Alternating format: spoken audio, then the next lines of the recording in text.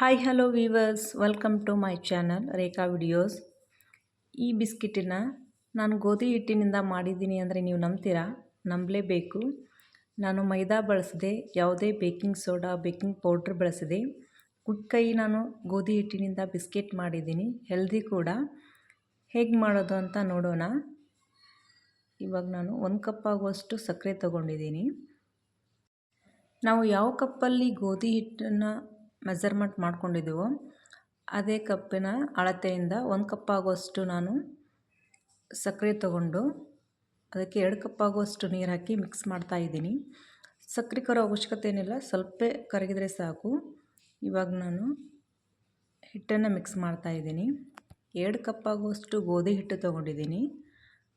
ಅದಕ್ಕೆ ಅರ್ಧ ಕಪ್ ಆಗುವಷ್ಟು ಬಾಂಬೆ ರವೆ ಅಂತೀವಲ್ಲ ಅದನ್ನು ತೊಗೊಂಡಿದ್ದೀನಿ. ಅದಕ್ಕೆ 2 ಸ್ಪೂನ್ ಆಗುವಷ್ಟು ಅಡುಗೆ ಎಣ್ಣೆ ಹಾಕ್ತಾಯಿದ್ದೀನಿ. ಚಿಟಿಕೆಯಷ್ಟು ಉಪ್ಪು ಹಾಕ್ತಾಯಿದ್ದೀನಿ. ನಾನು ಅಡುಗೆ ಎಣ್ಣೆನ ಬಿಸಿ ಮಾಡಿಲ್ಲ, ಹಾಗೆ ಹಾಕ್ತಾಯಿದ್ದೀನಿ. ಇವಾಗೆಲ್ಲನೂ ಒಂದು ರೌಂಡ್ ಮಿಕ್ಸ್ ಮಾಡ್ಕೊತಾ ಇದ್ದೀನಿ.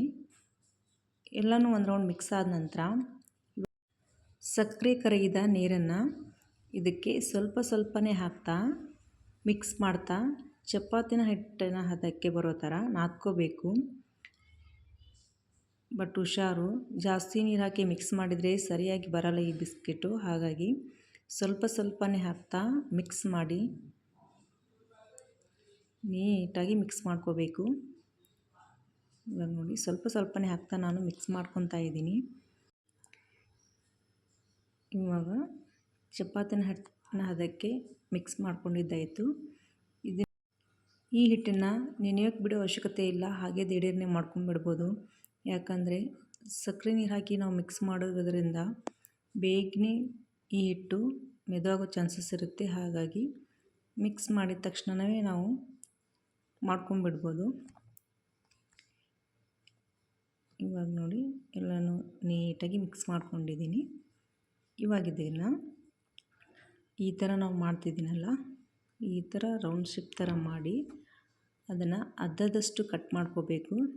ಸ್ವಲ್ಪ ಸ್ವಲ್ಪ ಹಿಟ್ಟು ಬರೋ ಥರ ಕಟ್ ಮಾಡಿ ಇವಾಗ ಇದನ್ನು ಚಪಾತಿನ ಹಿಟ್ಟಿನ ಹದ ಮಾಡ್ತೀವಲ್ಲ ಆ ಥರ ಮಾಡಿ ರೌಂಡ್ ಶೇಪ್ ಮಾಡಿ ನೀಟಾಗಿ ಲಟ್ಟಿಸ್ಕೋಬೇಕು. ತುಂಬ ದಪ್ಪವಾಗಿ ಲಟ್ಟಿಸ್ಕೋಬಾರ್ದು. ಇದನ್ನು ಸ್ವಲ್ಪ ತೆಳುವಾಗಿಯೇ ಲಟ್ಟಿಸಿದ್ರೆ ಬಿಸ್ಕಿಟ್ ಕೂಡ ಸಖತ್ತಾಗಿ ಬರುತ್ತೆ. ಇವಾಗ ನೋಡಿ, ನೀಟಾಗಿ ಲಟ್ಟಿಸ್ಕೊಂಡಿದ್ದೀನಿ. ಇವಾಗ ಇದನ್ನು ಸ್ಕ್ವಯರ್ ರೂಪದಲ್ಲಿ ನಾನು ಕಟ್ ಮಾಡ್ತಾಯಿದ್ದೀನಿ. ಅಂಚೆ ಎಲ್ಲ ತೆಗೆದುಬಿಟ್ಟು ನೀಟಾಗಿ ಸ್ಕ್ವಯರ್ ರೂಪದಲ್ಲಿ ಕಟ್ ಮಾಡಿಕೊಂಡು ಇದನ್ನು ಹಿಟ್ಟೇನು ವೇಸ್ಟ್ ಆಗಲ್ಲ, ಪುನಃ ಅದನ್ನು ಮಾಡ್ಕೋಬಹುದು. ಇವಾಗ ನೋಡಿ, ಈ ಥರ ಮಾಡಿಕೊಂಡು ಇದರಲ್ಲಿ 4 ಪೀಸ್ ಸ್ಕ್ವಯರ್ ರೂಪದಲ್ಲಿ ಕಟ್ ಮಾಡ್ತಾಯಿದ್ದೀನಿ. ಈ ಥರ ಕಟ್ ಮಾಡಿಕೊಂಡು ಇವಾಗ ಬಿಸ್ಕಿಟಿನ ಮೇಲೆ ಈ ಥರ ಮಾರ್ಕ್ ಮಾಡ್ತಾಯಿದ್ದೀನಿ. ಬಿಸ್ಕಿಟಲ್ಲಿ ಈ ಥರನೇ ಇರ್ತಲ್ಲ, ಡಾರ್ಕ್ ಬಿಸ್ಕಿಟ್ ಥರಲ್ಲಿ. ಹಾಗಾಗಿ ಈ ಥರ ಒಂದು ಬಿಸ್ಕಿಟ್ ಥರ ಕಾಣಲಿ ಅಂತ ನಾನು ಮೇಲೆ ಥರ ಲೈನನ್ನು ಹಾಕ್ಕೊಂಡಿದ್ದೀನಿ.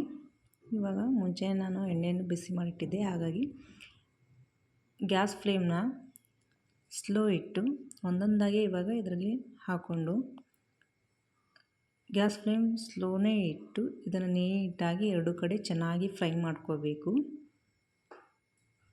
ಎಲ್ಲನೂ ಹಾಕ್ಕೊಂಡು ಎಣ್ಣೆಯಲ್ಲಿ ಚೆನ್ನಾಗಿ ಫ್ರೈ ಮಾಡ್ಕೊತಾ ಇದ್ದೀನಿ. ಇವಾಗ ನೋಡಿ, ಒಂದು ಸೈಡ್ ಬೆಂದಿದೆ. ಇವಾಗ ಇನ್ನೊಂದು ಸೈಡ್ ಎಣ್ಣೆಯಲ್ಲಿ ಚೆನ್ನಾಗಿ ಫ್ರೈ ಮಾಡ್ಕೊತಾ ಇದ್ದೀನಿ. ನೆನಪಿರಲಿ, ಗ್ಯಾಸ್ ಫ್ಲೇಮ್ನ ಸ್ಲೋ ಇಟ್ಟು ಈ ರೆಸಿಪಿನ ಟ್ರೈ ಮಾಡಿ. ಇವಾಗ ನೋಡಿ, 2 ಕಡೆಯೂ ಚೆನ್ನಾಗಿ ಎಣ್ಣೆಯಲ್ಲಿ ಫ್ರೈ ಆದ ನಂತರ ಈ ಥರ ಕಾಣಿಸ್ತಿದೆ. ಇವಾಗ ಇನ್ನೊಂದು ಬ್ಯಾಚ್ ಕೂಡ ಹಾಕ್ಕೊಂಡು ಅದನ್ನು ಕೂಡ ಫ್ರೈ ಮಾಡ್ಕೊಂಡು ತೊಗೊಂಡಿದ್ದೀನಿ.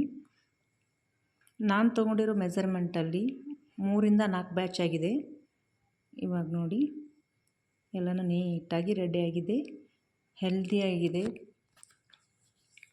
ಯಾವುದೇ ಮೈದಾ ಬಳಸದೆ, ಯಾವುದೇ ಬೇಕಿಂಗ್ ಪೌಡರ್, ಬೇಕಿಂಗ್ ಸೋಡಾ ಬಳಸದೆ ತುಂಬ ಆರೋಗ್ಯಕರವಾದ ಗೋಧಿ ಹಿಟ್ಟಿನ ಬಿಸ್ಕೆಟನ್ನು ನೀವು ಮನೆಯಲ್ಲಿ ಟ್ರೈ ಮಾಡಿ ಹೇಗಾಯಿತು ಅಂತ ಒಂದು ಸರಿ ಕಮೆಂಟ್ ಮಾಡಿ.